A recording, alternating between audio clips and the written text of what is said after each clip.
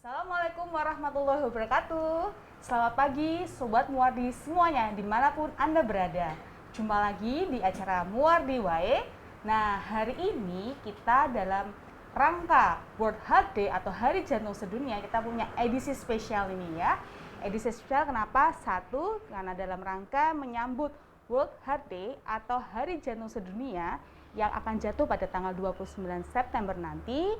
Dan di sini kita juga akan membahas topik yang benar-benar spesial, yaitu bagaimana sih, apa yang harus kita waspadai tentang serangan jantung di usia muda. Karena selama ini pasti sobat-sobat Muardi semua berpikir bahwa oh, yang kena serangan jantung tuh orang-orang yang sudah tua. Ternyata tren itu bergeser. Jadi kita harus tahu bagaimana nih kita semua yang masih muda supaya terhindar dari serangan jantung.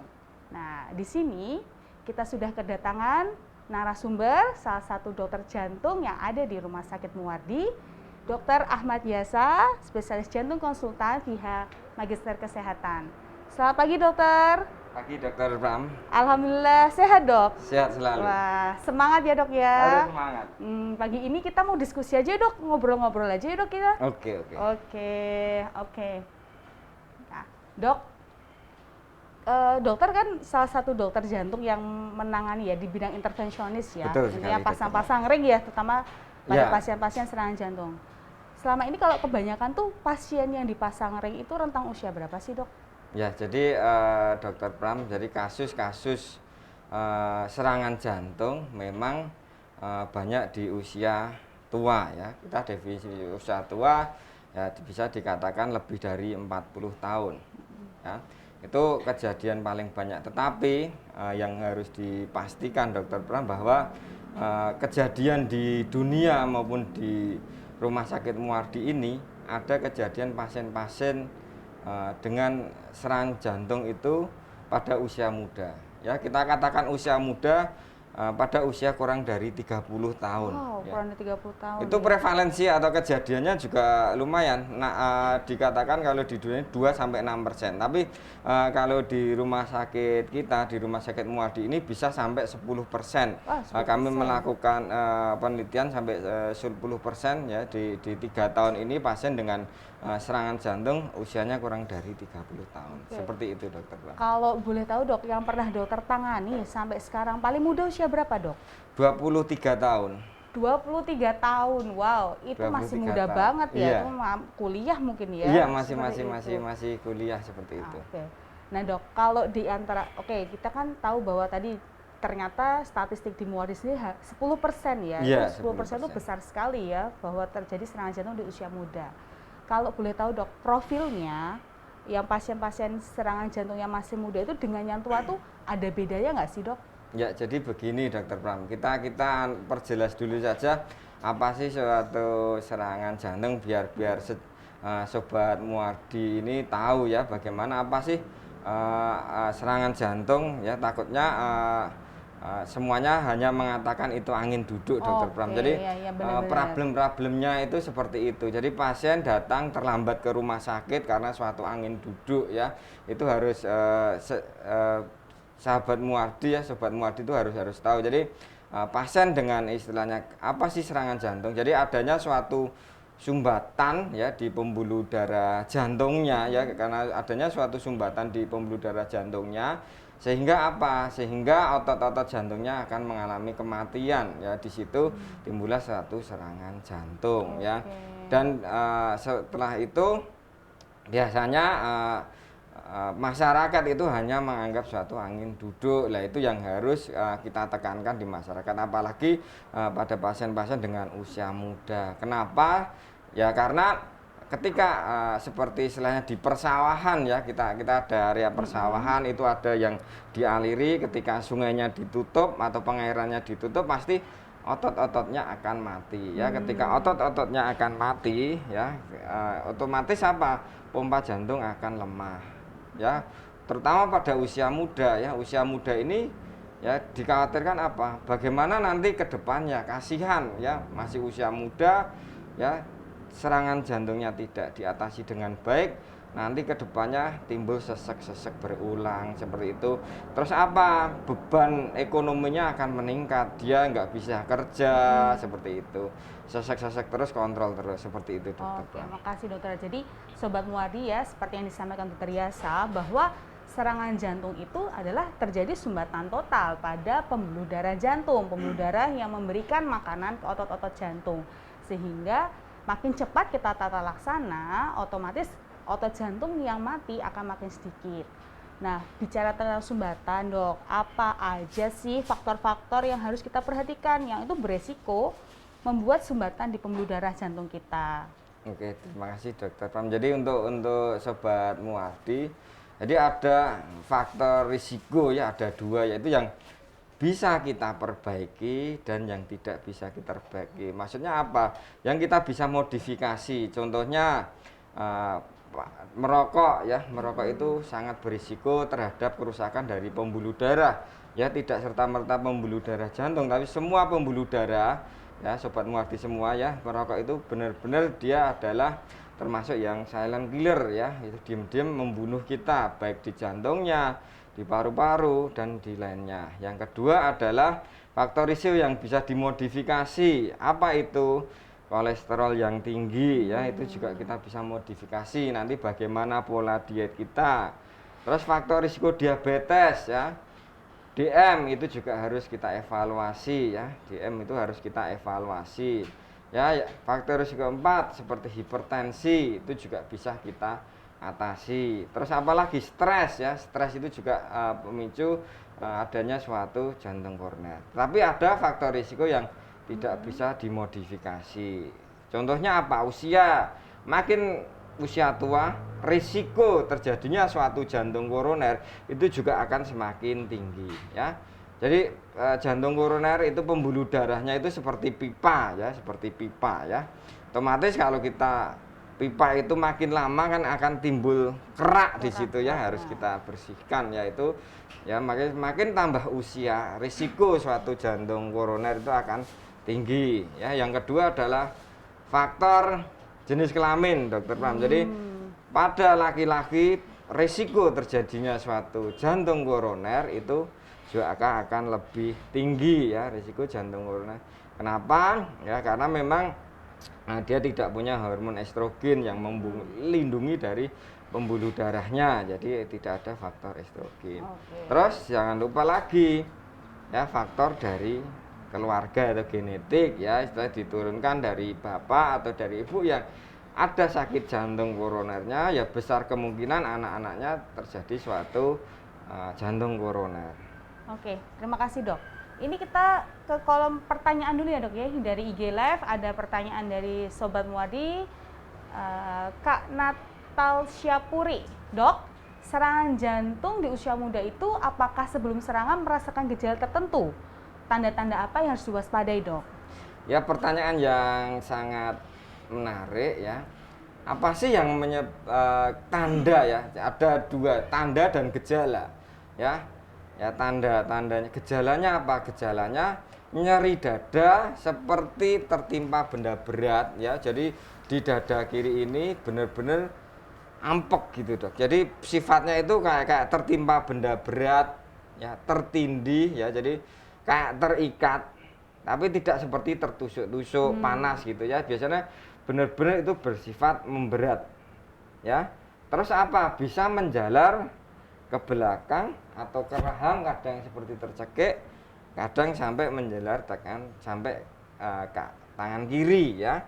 Ya, yang pertama itu. Yang kedua adalah tanda-tandanya apa? Bisa disertai dengan tanda-tanda keringat dingin, kadang disertai dengan mual-mual, muntah. Ya, jadi yang Sobat Muardi harus perhatikan adalah nyeri dada yang lebih dari 20 menit seperti tertimpa benda berat atau terikat, bisa menjalar atau tidak disertai dengan keluhan lain. Ya, itu yang harus perhatikan. Bagaimana dengan usia muda? Usia muda biasanya keluhan-keluhan ini timbul atau ada. Tetapi biasanya pada pasien-pasien dengan sakit diabetes, pada pasien-pasien dengan usia sudah 70 tahun, itu kadang hanya keluhan perut sebah saja, Dokter Pram. Jadi kadang ya tadi sudah apa orang Jawa glegeken, dikasih teh hangat sudah enak. Padahal itu ada suatu serangan jantungnya, itu juga yang harus diperhatikan. Jadi gejala khasnya seperti itu. Tapi kadang kalau di usia tua itu gejala itu kadang tidak muncul, hanya nggak enak saja di dada atau hanya lemes. Jadi Sobat Muwardi harus perhatikan ya kalau nyeri dadanya lebih dari 20 menit ya. dok, seperti itu. Makasih dokter Yasa. Jadi Sobat Muwardi, walaupun serangan jantung itu dominasinya adalah keluar nyeri dada, tapi nggak semua nyeri dada adalah serangan jantung. Ya, serangan jantung tadi yang sudah dijelaskan dokter Yasa, tanda-tandanya tadi. Ya, tapi kadang juga harus waspadai. Kadang nyeri dada itu malah nggak muncul pada orang serangan jantung, sering tersamarkan dikira sakit lambung, terutama yang usia tua, diabetes atau dengan riwayat stroke. Pertanyaan selanjutnya nih dok, dari Sobat Muwardi, Kakak Afrina Aprilia. Pagi dok, mau tanya nih, kalau yang rentan kena serangan jantung, apakah karena faktor sakit jantung bawaan dari lahir? Ya terima kasih Mbak Afrina Aprilia. Jadi yang seperti saya bilang tadi, ada faktor genetik yang berperan dalam suatu jantung koroner. Jadi misal ada yang keluarganya bapak ibunya terkena serangan jantung, jadi pasti dari anaknya tetap ya. Jadi warisan itu nggak hanya tanah atau rumah, tapi ya penyakit itu juga warisan yang harus disyukuri ya. Kalau itu nggak rebutan biasanya kalau warisan tanah rumah itu. Alhamdulillah dok, saya nggak hipertensi, nggak istilahnya diabetes, padahal bapak ibu saya dia hipertensi dan diabetes, ya itu kan sesuatu yang diturunkan, tapi tetap Anda harus nggak bisa nolak. Tapi kan nanti ada gini dokter Pram, jadi ada istilah yang nanti kita bisa modifikasi, nanti kita jelaskan selanjutnya. Jadi yang terpenting adalah sakit jantung ini tidak jantung bawaan, nanti berbeda lagi dokter Pram. Jadi ini adalah suatu istilahnya proses suatu aterosklerosis atau sumbatan ya. Kalau sakit jantung bawaan itu biasanya bahasa awalnya pada pasien-pasien dengan jantung bocor seperti itu dokter Pram. Oke. Ya dok. Sebentar, sebelum maju ke pertanyaan selanjutnya, kan tadi dokter bilang nih ada faktor resiko yang bisa diubah, nggak diubah. Ya, nah, salah satu yang bisa diubah kan lifestyle ya dok ya, ya. Rokok, kolesterol. Nah, ini tips untuk sobat-sobat muda dok. Ini kan ya kita tahu sendirilah dok ya, GoFood, GrabFood, itu semua sekarang sangat mudah untuk kita nikmati. Nah, gimana caranya dok supaya terhindar dari serangan jantung dengan mengubah pola hidup itu? Ya jadi program pemerintah itu punya program yang dengan semboyan cerdik ya, CERDIK ya, cerdik ya, CERDIK, cerdik. Yang pertama adalah C ya, ini adalah disarankan cek kesehatan secara berkala ya. Cek kesehatan sekarang. Maksudnya apa dok? Ya nanti ketika Anda ya punya faktor risiko dari keluarga bapak ibu serangan jantung dok, ya Anda harus tiap tahun cek berkala. Minimal cek berkala apa? Ya Anda cek ya istilahnya di Muwardi bisa ya, istilahnya di lengkap ya, di MCU-nya cek rekam jantungnya, cek profil gulanya, cek profil kolesterolnya. Jadi yang pertama adalah C-nya adalah cek kesehatan secara berkala ya, C. E ya, ini adalah enyahkan rokok ya. Jadi benar-benar rokok ini walaupun ya dia subsidi dari BPJS, tetapi apapun enyahkan rokok ini wajib sekali harus kita edukasi ya. Cek kesehatan berkala, enyahkan rokok ya. R, nah ini rajin berolahraga ya, rajin berolahraga ya. Olahraganya bagaimana dok ya? Ya nggak usah ya rekomendasi kita harus olahraga itu sampai hampir 1 jam hampir tiap hari. Tapi kalau saya edukasi ke pasien, yang penting nggak mager Anda itu ya. Ada fase nggak usah ngoyo-woro harus 1 jam dan itu tiap hari ya. Kalau saya tekankan ke pasien adalah sudahlah setengah jam Anda istiqomah, yang penting ada rutinnya ya. Rutinnya apa? Seminggu 3 kali ya boleh, seminggu 2 kali. Yang nggak boleh itu kadang dokter Pram ya, pasien disuruh edukasi untuk olahraga, tapi hanya Sabtu Minggu dan itu 1 jam. Itu kan berisiko. Jadi kita tidak tahu kapan ngeremnya lah ya, gitu lah. Jangan seperti itu. Yang penting apa? Olahraganya adalah asik ya. Nah, kalau saya rutin ya, entah seminggu 2-3 kali terserah. Yaitu minimal setengah jam, maksimal 1 jam aja, jangan lebih dari itu. Nanti dapatnya adalah capek aja ya. D ya, ini adalah diet ya. Diet yang bagus, nggak usah bingung-bingung. Diet yang bagus itu gampangannya adalah paling mudah adalah ya porsi nasi dikurangi, perbanyak sayur sama buah ya. Tergantung nanti ya menu diet ya, di Muardi juga ada menu dietnya seperti itu. Jadi yang penting nasi dikurangi, makanya sayur sama buah lebih banyak. Otomatis misalnya pasien dengan hipertensi, pasti asin, kara, kerupuk, kriuk-kriuk, crispy, gurih-gurih, santan-santan ya dikurangi ya. Ya, terus buah paling bagus apa ya? Buah semuanya insya Allah bagus ya. Misal gula tinggi pun beberapa buah tetap masih boleh ya. Tadi apa? C, R, D. I-nya apa dok? I-nya apa kira-kira? Ya, jadi kalau ya ini adalah untuk evaluasi ya. Saya lupa intensitas K-nya adalah kelola dari stres ya, kelola dari stres ya. Jadi seperti itu ya. Ya, jadi kelola dari stres. Jadi tadi cek kesehatan berkala. Terus enyahkan rokok, rajin berolahraga, diet.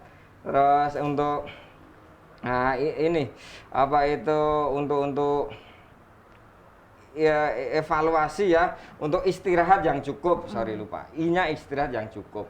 Kadang kan banyak orang ya, tapi makanya usia muda ini istirahatnya kurang. Forsir gitu ya. Iya, sangat dokter. Yang benar bagaimana? Ya istirahat itu minimal 7-8 jam ya, seperti itu. Kadang itu kita terlewat, istirahatnya kurang.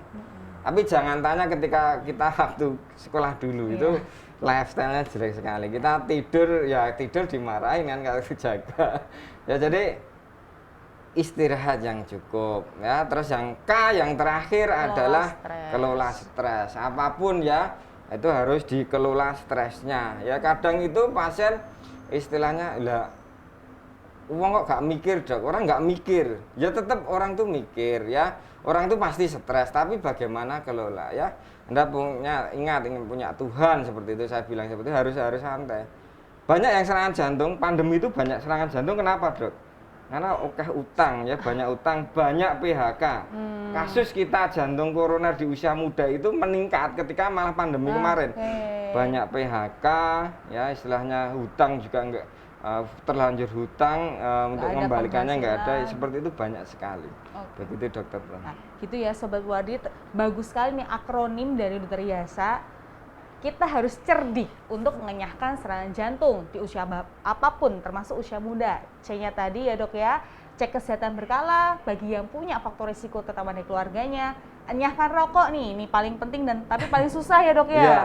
Kemudian kata ini dok, ingat apa sih lah kalau rokok elektrik bagaimana, itu kan yang sering nanti timbul dok, pertanyaan. Nih lagi ini dok, vaping tuh rokok elektrik. Itu ya tetap nggak boleh, apapun ada kandungan ya nikotin, terus apa oksidannya istilahnya, perusaknya itu tidak hanya yang nikotinnya, beberapa zat yang keluar dari vape apa itu ya, rokok elektrik tadi. Rokok elektriknya itu tetap itu akan merusak dari pembuluh darah kita. Itu dokter. Nyakar rokok nih termasuk mau yang rokok biasa ataupun elektrik. Kemudian ini ya dok ya, tadi rajin olahraga kata Dokter Yasa, yang penting istiqomah. Jangan cuma tiap weekend habis itu pulangnya nyoto ya dok ya. Apa gue sambil ucapan ya.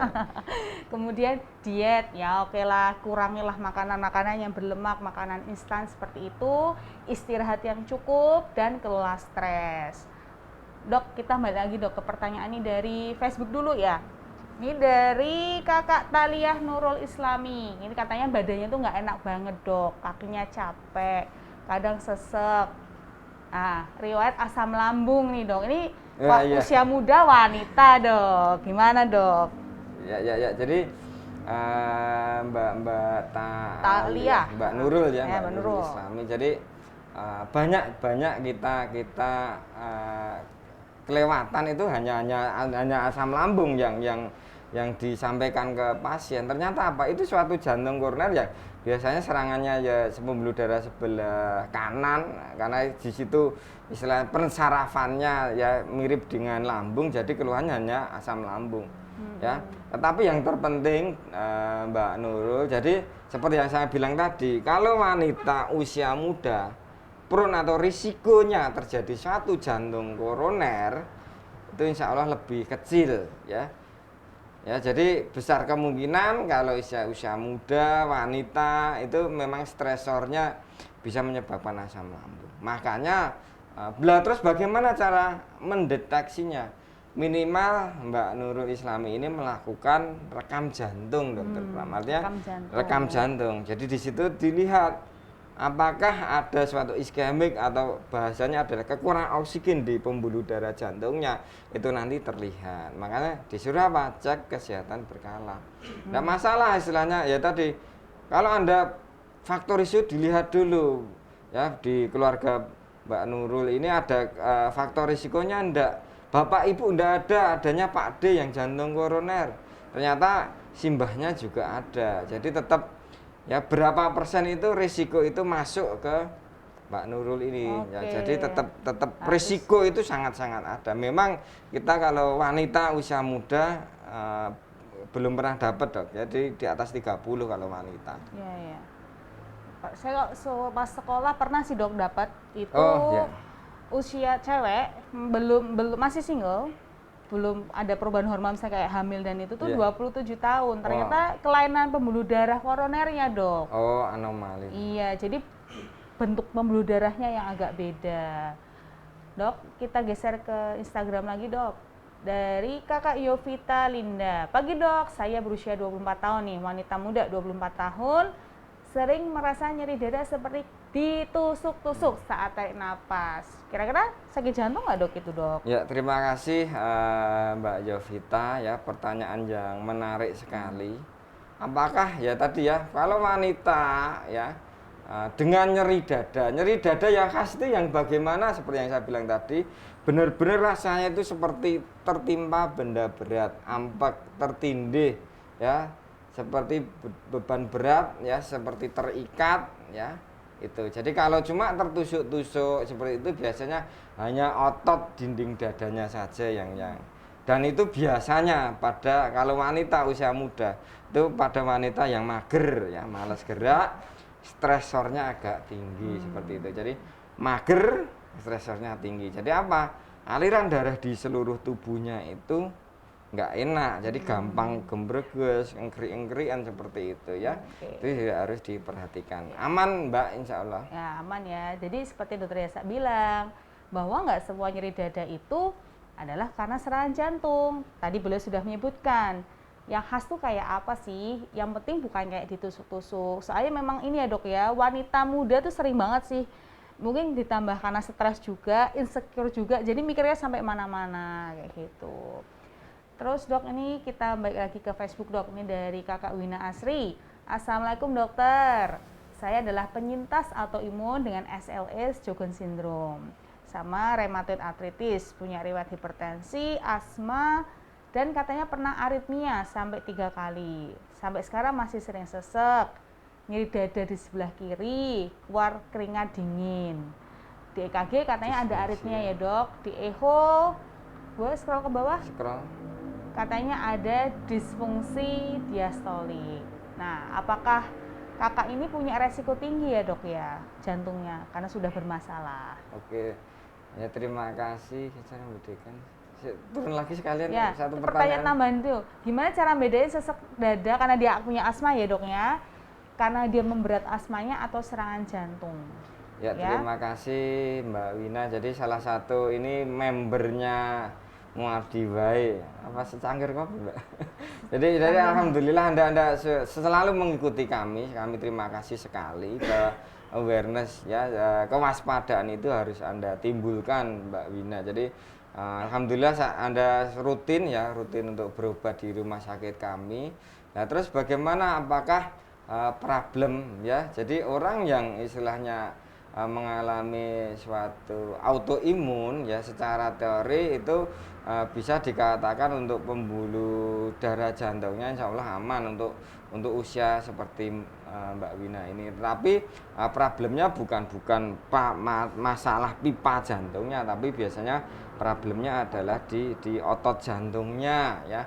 Otot jantungnya mengalami suatu disfungsi diastolik, tapi tidak usah khawatir, pasti ada beberapa obat yang sudah diberikan oleh sejawat jantung dan sejawat penyakit dalam untuk istilahnya perbaikan dari kondisi jantung. Yang penting optimis Mbak Wina. Terus yang kedua adalah bagaimana membedakan apakah memang ini seseknya karena asma atau karena serangan jantung. Jadi kalau pada pasien serangan jantung ya pasti disertai dengan suatu keluhan nyeri dada. Dan risiko untuk jantung koroner insya Allah untuk Mbak Wina ini risikonya kecil ya, risikonya kecil. Jadi besar kemungkinan kalau panjenengan sesek itu ya munculnya karena suatu asmanya, seperti itu Dokter Pram. Oke.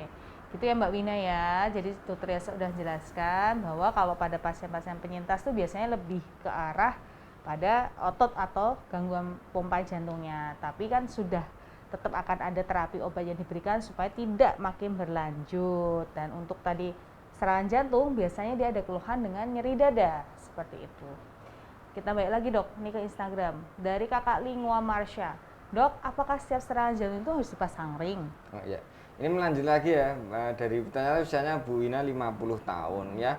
Tidak masalah Bu, jadi ketika panjenengan dirawat inap itu kan sudah dilakukan minimal rekam jantung, artinya ke arah suatu jantung koroner insya Allah tidak ada. Terus dari hasil ekonya pun tadi menunjukkan bahwa hasilnya baik ya, cuma ada suatu disfungsi gangguan pengisian saja. Jadi prone atau risiko jantung koroner tetap aman ya, insya Allah aman Bu Wina. Oke. Terus tadi?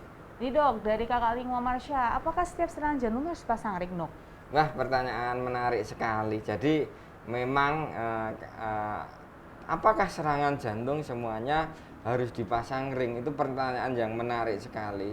Ya, jadi kita lihat dulu ya, penyebab serangan jantungnya itu yang seperti apa ya. Kalau adanya suatu anomali seperti yang dikatakan Dokter Pramadya tadi, itu ya tidak perlu pasang ring. Tetapi kalau problemnya suatu aterosklerosis itu juga harus dipasang ring. Kadang di era COVID ini adanya suatu hiperkoagulopati atau timbulnya jendalan-jendalan darah di seluruh tubuh karena COVID, bisa terjadi suatu serangan jantung. Lah itu obatnya juga tidak harus ring, tapi memang hampir semuanya serangan jantung itu nanti jatuhnya harus dilakukan istilahnya pemasangan ring ya. Dan di rumah sakit kami ya itu istilahnya bisa dilakukan namanya primary PCI. Jadi serangan jantung kapanpun bisa kita lakukan suatu pasang ring. Tetapi sebenarnya prosesnya itu tidak serta-merta harus pasang ring Dokter Pram. Jadi apa sih tindakan kateter jantung? Jadi nanti pasien ya kita infus, bahasanya infus lewat apa, pembuluh darah, tapi pembuluh darahnya yang pembuluh darah arteri ya. Bisa di tangan, bisa dilipat paha. Terus baru nanti diberikan suatu ya selang kecil untuk melihat pembuluh darah jantungnya ya. Pembuluh darah jantung itu ada sebelah kanan, kiri depan sama kiri samping ya. Ketika itu kanan kiri, ya ini baru kita lihat sumbatannya. Kalau memang problemnya bukan adanya suatu aterosklerosis atau sumbatan atau kerak, ya enggak usah diring, mungkin istilah dikasih pengencer darah saja sudah cukup, seperti itu. Jadi hampir semuanya dipasang ring, tetapi tidak semuanya harus dipasang ring. Begitu Dokter Pram. Terima kasih Dokter Yasa. Ini pertanyaan lagi nih. Ke bawah Mbak, coba di Facebook Mbak. Nah, dari Ibu Aulia Idris. Pagi Dok. Bu Aulia ini pernah pasang stand ya, pasang ring 4 saat dia serangan jantung usia 48 tahun. Berarti sekarang udah 52 tahun nih ya. Nah, tidak pernah, setelah itu nggak pernah ngerasa sakit, sehat, gembira. Tapi katanya badannya agak berisi nih. nggak suka olahraga. Kakek neneknya meninggal karena serangan jantung. Sekarang sehat. Oke, pernah kayak gini katanya GERD karena dicek rekam jantungnya baik. Nah, terus oke. Kan GERD Iya, menarik sakit sekali. lambung nih, Dok. Jadi katanya karena ada salah satu efek dari obat pengencer darahnya. Jadi baiknya gimana ya, Dok ya? Ya, ini pertanyaan yang menarik sekali. Bagaimana alhamdulillah pasien yang sudah kita lakukan pemasangan ring ya, istilahnya sudah bisa sehat gembira lagi ya. Tapi saya ulangi lagi bahwa apa sih ring itu, Ibu? Jadi ring itu mencegah istilahnya yang ruptur atau pecahnya pembuluh darah itu dikasih pipa ya. Ring itu cuma kayak ceklikan pulpen itu saja. Tetapi risiko tersumbatnya juga ada, Dokter Pram. Makanya ketika pasien sudah dipasang ring, itu nanti secara seumur hidup harus minum pengencer darahnya ya. Pengencer darahnya ya. Ibu ini sudah paham sekali bagaimana nanti ketika tahun pertama minimal yaitu 6 bulan lah itu harus minum 2 pengencer darahnya ya. Ya, 2 pengencer darahnya. Biasanya orang awam ya bilang tadi clopidogrel sama ya aspirin atau entah itu merek dagangnya mini aspi, aspilet ya sama aspirin ya. Terus ini wajib nanti ya minimal 6 bulan ya, tapi tergantung kasusnya. Tapi kalau bisa 1 tahun 2 pengencer darah ini wajib diminum ya. Jadi kadang memang apapun ya pengencer darah itu perih di perut ya. Terus ada lagi bagaimana selanjutnya kita seumur hidup. Jadi ada beberapa pilihan ya yang istilahnya pengencer darah yang istilahnya bisa dilapisi suatu obat atau bisa istilahnya keluarnya pelan-pelan. Salah satunya yang merek dagang yang disebutkan oleh Ibu tadi. Jadi ini adalah pengencer darah yang aman. Ya, tapi tadi Anda harus minum pengencer darah nanti rutin seumur hidup. Karena apa? Ya karena memang pembuluh darah ibu atau bapak atau sobat Muardi ini sudah istilah ciri ya, sudah ini harus kita maintenance ya. Itu kan istilah bahasa saya otak-atik manusia biar awet untuk usianya seperti itu. Tapi itu tadi saya yang meneliti adalah ya walaupun Anda gembira bahagia, tapi ya sebaiknya Anda olahraga. Jadi kadang Dokter Pram, jadi kadang pasien itu saya benar-benar saya edukasi, dok aku males ya sudah Anda nyetel YouTube sambil duduk senam dewe gitu ya. Mager untuk orang mager ya seperti itu. Jadi tetap apapun ya Anda menggerakkan otot-otot besar itu akan meningkatkan aliran darahnya. Oke. Ya jadi seperti itu. Ya, terima kasih ya Dokter Yasa. Jadi Bu Alia kan tetap inget tuh tadi dari R dari cerdik harus rajin olahraga. Kalaupun nggak bisa olahraga jangan bayangannya yang heboh ya. Ternyata lihat YouTube joget-joget aja udah bisa gerak bisa, ya Dok. Yang penting yang enggak mager ya. Iya. Gitu. Nah ini lanjut nih Mbak Talia. Kan tadi Mbak Talia udah nanya Dok, Iya, kan iya, dari Dokter Yasa insya Allah bukan ke arah jantung ya. Tapi kalau memang mau ngecek silahkan nanti bisa diurus dari Vaskes 1 untuk berjenjangnya ya Dok ya setuju, gitu. Ya, kita pindah lagi nih Dok ke Instagram nih dari Kakak Siska. Dok, apa yang harus dilakukan jika menemui orang yang mengalami gejala serangan jantung tapi jauh dari rumah sakit? First aid-nya apa Dok? Ya jadi kalau semua sobat Muardi ini menemukan salah satu gejala ya istilah tanda dan gejala pasien dengan serangan jantung yang istilah nyeri dada.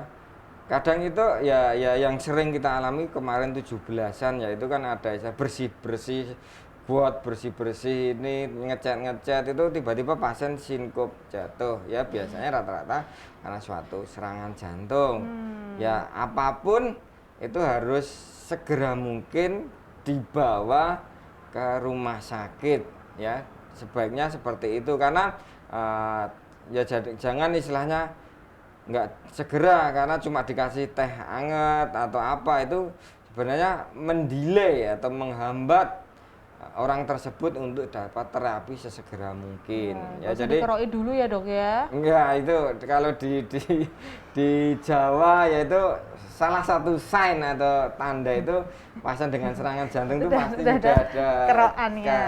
Tanda kerokan. Ya. Ya, jadi penting sekali Dokter Pram, kan kita motonya adalah time is muscle, artinya adalah waktu itu benar-benar suatu otot jantung, dimana segera mungkin diatasi. Otot jantung yang rusak itu juga akan semakin kecil ya. Ketika otot jantung rusak semakin kecil, otomatis apa? Tingkat kerusakan terus istilah itu akan berkurang. Jadi kadang orang habis serangan jantung itu bugar, besok aktivitas pun tidak masalah. Kayak kejadian pasien haji ya, dia karena haji diem-diem tiba-tiba ditemukan temannya keringat dingin waktu itu di embarkasi ya. Ya karena nggak takut, karena ya mau berangkat haji ya, tiba-tiba serangan kan ditunda ya, akhirnya ke sini kita pasang ring ya, hari ke-7 langsung pulang ya. Makanya segera mungkin kita atasi, insya Allah outcome atau hasil akhirnya itu akan baik. Jadi segera mungkin Dokter Pram, jadi sarannya segera mungkin sebisa mungkin ke rumah sakit, karena ya rumah sakit itu fasilitasnya insya Allah lengkap ya. Penanganan pertama harus dilaksanakan di situ. Ya, jadi bagi Sobat Muwardi, kalau nanti ada orang terdekat, teman ya, yang mengalami keluhan seperti yang Dr. Yasa jelaskan tadi, yang khas ya, serangan jantung ditindih lebih dari 20 menit, disertai keringat dingin, nggak usah mampir dikeroi dulu ya, langsung dibawa ke rumah sakit terdekat dulu, nggak apa-apa. Misalnya jauh nih dari Muwardi, ke rumah sakit terdekat dulu untuk mendapatkan penanganan awal ya, yang penting enggak terlambat. Kemudian ke Instagram lagi nih Dok, dari Pak Sugiarto. Dok, olahraga apa sih yang menyehatkan jantung sebelum terlambat? Ya, jadi sebelum terlambat harus tepat Pak. Biar lambat asal telat, jadi jangan. Jadi gampang-gampang saja, saja. Kira-kira olahraga yang ada iramanya. Maksudnya apa? Yang intensitasnya itu teratur. Contoh, Anda jalan-jalan jogging ya. Jalan-jalan jogging. Kalau tergantung usia ya, istilahnya lari boleh, pokoknya ada iramanya. Senam boleh ya, senam aerobik, tapi nggak usah istilah yang intensitasnya nggak berlebih ya. Sepedaan boleh, renang boleh. Yang tidak direkomendasikan itu adalah olahraga yang kompetitif ya. Ya paling mudah dah olahraga yang diem gerak. Maksudnya apa? Badminton, volley. Ya boleh, tapi itu adalah menu ekstra Dok. Ya Dokter Pram. Jadi kalau istilah pasien tiap hari bisa, ya istilahnya Dok saya bisa jogging setengah jam tiap hari. Monggo nanti menu ekstranya Sabtu Minggu bisa Anda badminton. Tapi ya juga sekuatnya saja, karena itu olahraga yang istilah oksigennya kebutuhannya tinggi ya, seperti itu. Nah, terus yang sering kan di awam itu terjadi suatu serangan jantung ketika sepedaan Dok, ini kan trennya banyak sekali ya. Ya jadi untuk yang hobi sepedaan seperti itu, panjenengan juga harus tahu ya, kapan sih Anda harus berhenti untuk istilahnya sepeda ya, untuk olahraga semua. Jadi gini, paling mudah saya edukasi adalah ketika Anda olahraga, kalau nafasnya masih lewat mulut, itu kebutuhan Anda itu masih cukup ya, ambekannya sik lewat irung ya. Habis itu mulai nih nafasnya dari mulut sama hidung ameh ya, itu warning bahwa memang kita itu sudah agak ngos-ngosan. Kalau Anda sepedaan wis nafasnya lewat mulut, sudah Anda berhenti saja. Seperti itu sebenarnya ada rumusnya ya, pakai heart rate ya, pakai detak jantung, tapi yang awam saya tekankan seperti itu. Kalau Anda sepedaan buka mulut sekali dalam 1 menit ya sih enggak apa-apa, tapi kita ya udah, itu benar-benar Anda harus stop. Itu alarm tubuh Anda itu, aku gak kuat, saya nggak kuat. Itu yang kadang menyebabkan yaitu suplai. Jadi kan jantung itu suplai kebutuhan ya, ya kebutuhan dan istilahnya demand-nya. Kalau demand-nya istilahnya meningkat ya, suplainya berkurang ya tadi. Ketika sudah bebannya banyak ya, suplainya berkurang tadi, nafasnya sudah lewat mulut. Itu harus di stop. Jadi seperti itu ya, olahraga yang ada iramanya itu yang penting itu Dokter Pram. Yang penting istiqomah ya Dok Ya, istiqomah. Oke, boleh scroll lagi Kak yang ke bawah. Kayaknya bentar. Dok, dapat salam nih Dok dari Mbak Dana Ivan. Apa Mas ya ini ya? Terus Dok, ini bawa aja. Kita coba summary ya. Nah, ini nih ada pertanyaan nih Dok dari Hanifah.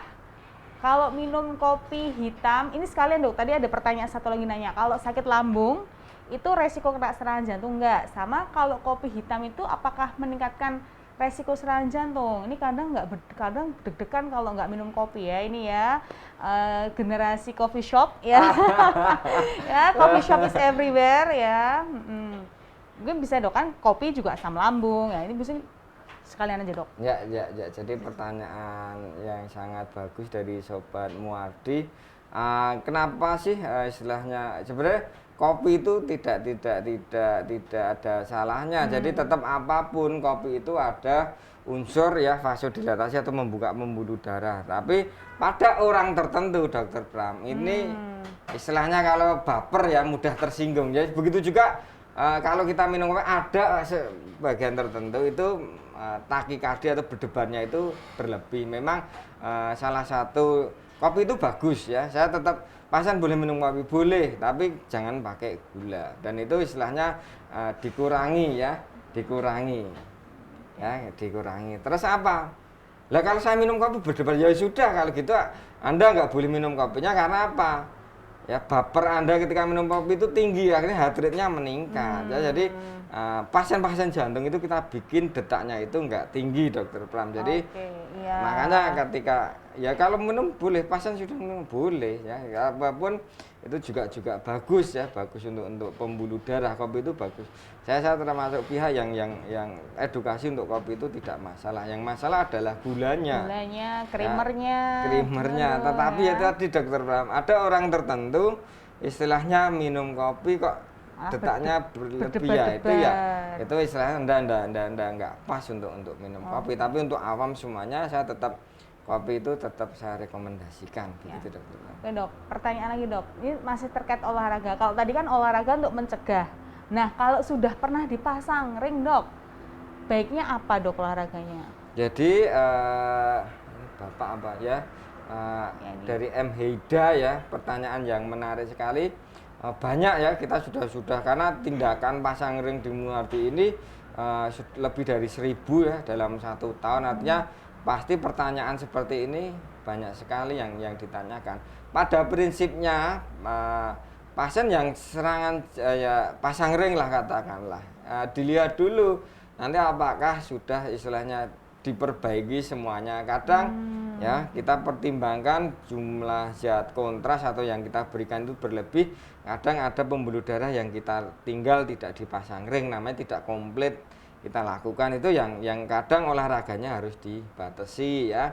Tetapi kalau pasien yang dari rumah sakit Muardi itu ada namanya cardiac rehab Dokter Pram. Jadi benar-benar pasien itu jadi resep itu tidak hanya obat saja, tapi bagaimana olahraga ya itu diberikan persepannya ya. Jadi bagaimana istilah urut-urutannya itu nanti kita berikan ya, cardiac rehab namanya. Yaitu nanti biasanya kami di divisi Dokter Astri spesialis jantung itu yang mengurusi cardiac rehab. Tapi pada prinsipnya olahraga itu boleh ya.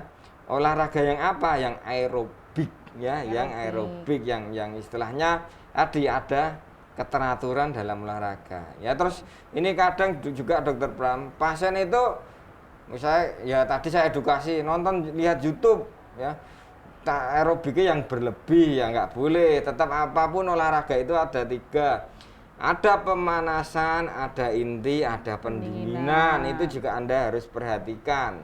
Lah Dok, saya ngos-ngosan lah nggak Anda mulai dari sini. Jadi misalnya Anda sepedaan ya, sepedaan ya alon-alon sih ya, terus agak cepat, terus pelan lagi. Seperti itu. Kalau lari ya ini jogging pelan-pelan, agak speednya agak cepat, lebih dari 5 km per jam, speednya pelan lagi. Jadi harus ada intinya itu. Ya jadi insya Allah aman, apapun olahraganya selama dia adalah olahraga yang aerobik, itu aman untuk pasien jantung. Seperti itu Dokter Pram. Jadi walaupun sudah pernah dipasang ring, tetap harus boleh aman berolahraga ya dok, daripada mager nanti kalau mager lebih ini lagi. Harus. Atau mungkin ada tips nggak dok, misalnya nih cara apa ya nete nih nandainya kalau udah kayak tadi ya dokter saya bilang megap-megap ya stop, jangan lanjutkan, atau kalau ampek gitu dok gimana dok? Ya jadi yang seperti saya bilang kadang beberapa pasien itu karena ya sudah kita kembalikan kadang ke vaskes 1, jadi di situ tidak diperhatikan, ternyata bapak ini pasang ringnya belum sempurna, ada beberapa yang karena pertimbangan medis kita tidak lanjutkan pemasangan ring, yaitu itu lebih selektif lagi Dokter Pram. Jadi benar-benar nanti detak jantungnya dihitung dan olahraganya beberapa itu kita perhatikan. Jadi sebaiknya kalau pasien-pasien khusus seperti itu olahraganya adalah dengan persepan kardiak rehab. Jadi resepnya itu dengan nanti ada di situ kita tulis ya, seperti menu gizi itulah kita tulis di situ Dokter Pram. Oke dok. Pertanyaan selanjutnya dok dari Mbak Tiara, ini kebetulan memang suaminya baru saja meninggal karena serangan jantung. Waktu itu nggak sampai di ring. Karena tadi bisa nurun dok, gimana screening untuk anak-anaknya? Tapi kok Ya. Jadi nanti Mbak Tiara ini ya apapun itu bisa diwariskan ke anak ya. Tapi Anda enggak usah panik, enggak usah khawatir harus screening ini enggak. Jadi bagaimana gaya hidup anaknya itu diperbaiki dari awal. Karena yang kadang tidak diperhatikan itu Dokter Pram, proses penyumbatan atau aterosklerosis itu di usia 10 tahun Dokter Pram. Dari usia 10 tahun ya dok ya? Itu materi buat anak saya. Jadi itu nggak diwaspadai. Jadi anak gendut bagus ya, enggak. Itu mulai dari 10 tahun pipa yang saya bilang itu mulai timbul itu di usia segitu. Mulai timbul kerak-keraknya. Jadi enggak usah khawatir misalnya Ibu Tiara ini, lah bagaimana screeningnya? Enggak usah, lifestyle sudah bagus dulu.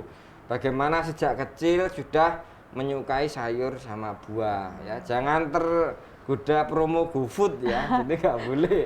Ya banyak sayur buah itu anak sekarang juga nggak suka sayur buah. Itu kita fleksibel aja. Dikasih HP ya cuma nggak mager ya. Anda ajak ya olahraga seperti itu Sabtu Minggu, minimal Sabtu Minggu lah kayak.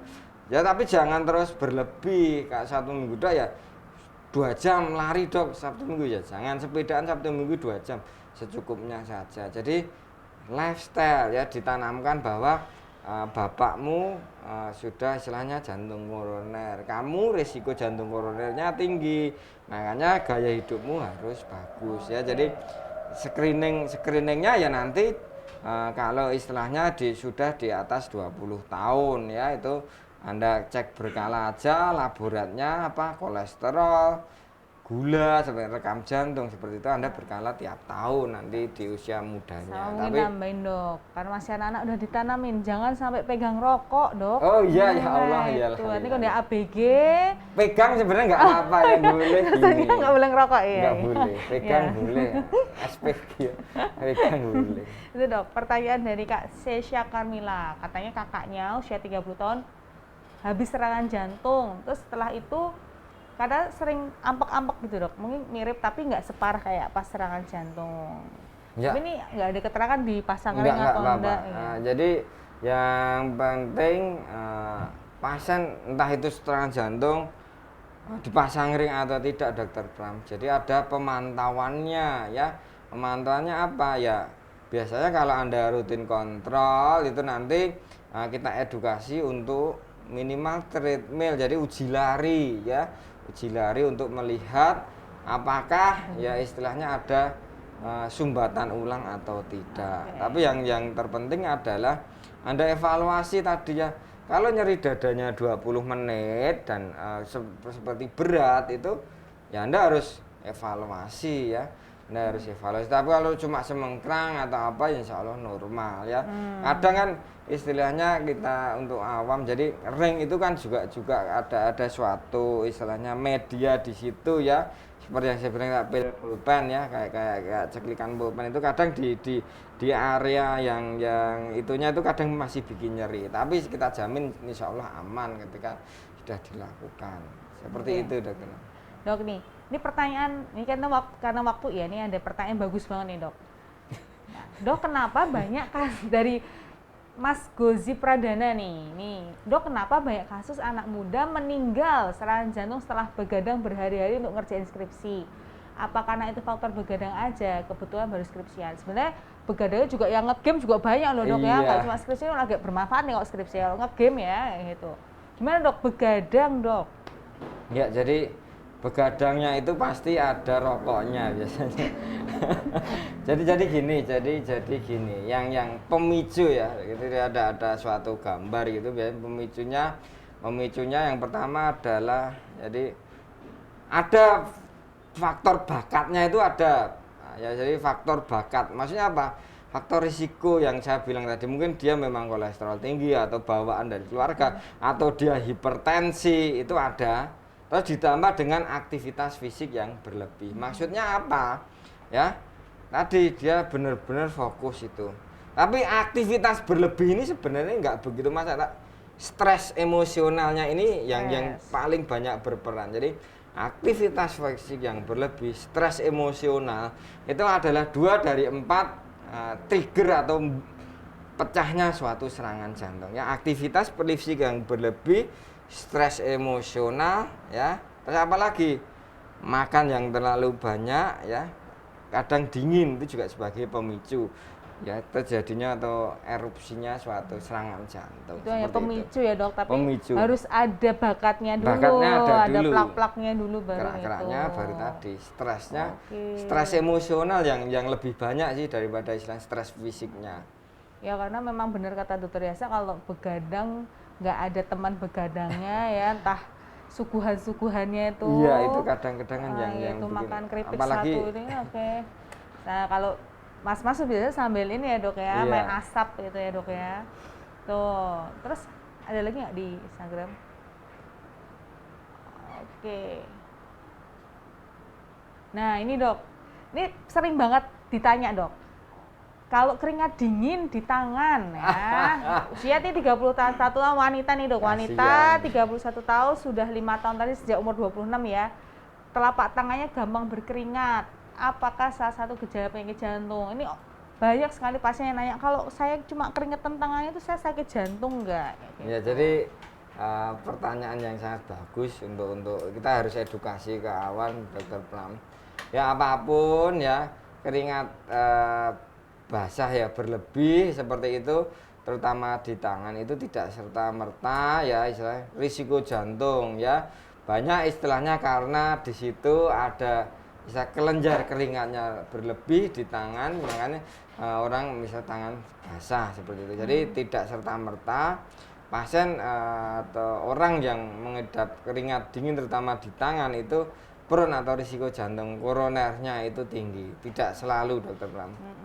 Jadi tetap seperti dokter Yasa bilang, kita harus melihat apakah kita punya faktor risiko atau enggak nih. Apalagi kan kalau wanita masih muda ya dok, menstruasinya lancar, ini ya hormonnya nggak ada gangguan, nggak ada faktor risiko ataupun turunan, ya mungkin bukan karena sakit jantung juga. Dan pun keringat dingin di tangan tidak selalu merupakan tanda sakit jantung, itu hanya tambahan misal, tapi harus ada nyeri dada gitu ya dok ya. Gitu. Oke dok, ini sebenarnya pertanyaan masih banyak banget dok, tapi karena waktu ya 10 menit lagi ya. Oke, 10 menit. Nih dok, ini balik lagi ke Facebook lagi.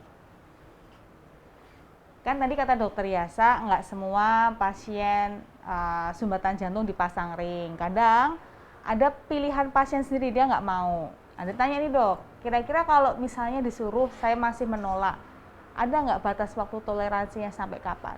Mungkin dia mau diskusi dulu sama keluarganya tadi Iya. itu. Terima kasih pertanyaan yang menarik, tapi ini tidak istilah kita bandingkan case per case atau Iya. kasus per kasus, Bu Aulia. Tapi pada prinsipnya adalah tadi time is muscle. Ya, waktu adalah otot jantung. Ketika Anda segera mungkin dilakukan ya deteksi atau penanganan itu ya semakin bagus untuk outcome-nya. Tapi kembali lagi kalau saya istilah pasien yang mau pasang ring bahasanya itu tetap bagaimana dari pasien ini kita persetujuan ya baik dengan pasien maupun dari keluarga. Karena apa? Pasang ring ada konsekuensinya. Apa? Pengencer darahnya juga harus rutin. Artinya saya lebih istilah malas lagi ketika pasien sudah dipasang ring baru itu enak nggak minum obat, itu kan kacau sekali. Artinya Anda sudah istilahnya menghabiskan banyak uang ya untuk ringnya sendiri, untuk kami istilahnya kena radiasi, tetapi habis itu Anda tidak menghargai kerjaan kami ya, sudah dibenaki tapi nggak terima kasihnya dengan apa? Nggak terima kasihnya dengan tidak rutin minum obat ya. Jadi seperti itu. Jadi kalau bisa ya segera mungkin ya, segera mungkin, tapi tidak kasus per kasus. Beberapa istilah jenis sumbatan yaitu tidak harus pasang ring ya. Nanti kita lihat ternyata sumbatannya hanya 10-20% ya nggak mungkin kita pasang ring. Jadi case per case atau kasus ke kasus beda. Oke. Ini kalau ini udah dijawab ya dok ya. Tadi serangan jantung tuh karena kolesterol, jelas ya. Salah satunya karena kolesterol yang tinggi, itu salah satunya. Kalau punya tambahan temannya ya resikonya lebih tinggi lagi. Oke, ada lagi nggak di bawah? Nah, tadi ini sebenarnya masih ini ya dok ya. Balik ke lanjutannya Mbak Tiara ya. Jadi pada yang orang tuanya kena serangan jantung mulai usia berapa? Tadi dokter saya udah nyebutin 20-an ya dok ya? 20-an tahun. Ya, 20. Jadi tidak serta-merta nanti malah parno sendiri ya. Nanti kelola stresnya nggak jalan, itu bahaya malah. Oke. Ini mau dijawab lagi nggak dok? Udah dijelasin ya? Karena lintang. Oke. Terus Mbak coba di Facebook Mbak. Di Facebook sudah? Yang bawah-bawah. Oh, oke. Oke, tadi ada pertanyaan lagi Mbak yang di Instagram itu nanti kita jawab. Mungkin beberapa yang belum kita jawab live akan kita jawab secara ini ya dok. Ya, dari DM message mungkin karena pada yang topiknya agak berbeda. Jadi ini dok, kita simpulin lagi aja ya. Kita bikin simpulan bahwa ternyata serangan jantung tuh ya, walaupun kebanyakan di atas 40 tahun di Muardi sendiri 10% adalah di bawah 30 tahun, dan secara global pun angkanya sekitar 2-6% dari orang yang total serangan jantung tuh usianya masih di bawah 30 tahun, di bawah saat usia muda kan. Kemudian ini dokter Yasan punya ada akronim yang namanya CERDIK ya, adalah salah satu tips untuk kita bagi yang masih muda-muda dan yang udah berumur juga untuk terhindar dari serangan jantung. C-nya tadi apa dok ya? Cek kesehatan berkala ya, MCU lah gitu ya, MCU. Apalagi kalau keluarganya ya ayah, ibu kandung, saudara kandungnya punya riwayat serangan jantung. Kemudian E-nya ya dok ya, enyahkan rokok, entah itu rokok biasa ataupun rokok elektrik. Rajin berolahraga. Nah, olahraganya tuh yang penting satu prinsip istiqomah ya dok ya. Berirama. Kemudian pemanasan. Ada 3 fase tadi, pemanasan, inti, pendinginan. Paling sebenarnya idealnya pakai batasan denyut jantung, tapi karena nggak semua bisa mendeteksi itu, gampangnya tadi kalau kata dokter kalau masih nafas lewat hidung aman ya. Tapi kalau udah kayak ikan, nafasnya lewat mulut megap-megap, ya itu istirahat. Kemudian cerdik, diet ya dok ya, nggak usah tergoda sama promo-promo GoFood. Ya, lebih kita balik ke makanan yang sehat, terutama dimulai sejak dini dok, karena ternyata dari dokter Jasa sampaikan sumbatan di pembuluh darah jantung tuh sudah mulai pada dekade 2 atau awal 10 tahun kehidupan ya. Nah, apalagi anak sekarang ya memang tantangannya sih dok ya, zaman sekarang ini untuk pola hidup dan pola makannya. kemudian istirahat yang cukup. Jadi walaupun yang lagi ngerjain skripsi, deadline, tadi, tesis dan iya, lain-lain, bener, kurang istirahat. begadangnya jangan terlalu berlebihan karena itu bisa mencetuskan Ya. mencetuskan trigger ya dok ya. Triggernya. Dan kelola stres, apalagi yang masih muda-muda nih, stres jadi rasanya nggak nyaman semua di dada, nanti juga serangan jantung, tapi tidak selalu. Mungkin dokter Yasa mau menambahkan lagi dokter? Kurang kanya. Oh iya, Kelola kayaknya kelola stres. Sudah cukup. Iya, kita jangan lupa kita punya Tuhan ya dok Iya, ya, tadi, gitu. Gawean itu nggak ada selesainya. Ya, nggak mungkin hidup juga nggak stres juga ya dok ya. Sudah Iya. semuanya sudah dinas. Oke. Ya jadi mungkin tambahan saja dokter. Silakan, Pram. dokter. Ya jadi apabila Sobat Muardi ada keluhan seperti itu, segeralah ya ke rumah sakit kami, baik untuk minimal check up seperti itu. Karena usia muda ini ya saya bilang tadi, ini kan usia produktif. Bagaimana ya apalagi kalau laki-laki ya, dia sebagai misalnya kedepannya kepala rumah tangga ya, beban ekonominya harus kita pikirkan ya. Makanya deteksi awal ya itu sangat-sangat penting, seperti itu dokter Pram. Oke, terima kasih dokter Yasa. Oke, bagi para sobat Muardi yang mungkin ketinggalan atau nggak ngikutin dari awal, semua rekaman kita ini bisa dilihat lagi di Facebook dan YouTube RSUD Dr. Muardi. Dan yang penting jangan lupa like, follow, subscribe ya akun media sosial kita, bisa Instagram, Facebook, dan YouTube RSUD Dr. Muardi. Oke, terima kasih dokter Yasa, diskusi yang sangat asyik ya. Jadi semoga bermanfaat untuk sobat Muardi semuanya yang ada di rumah. Terima kasih. Wassalamualaikum warahmatullahi wabarakatuh.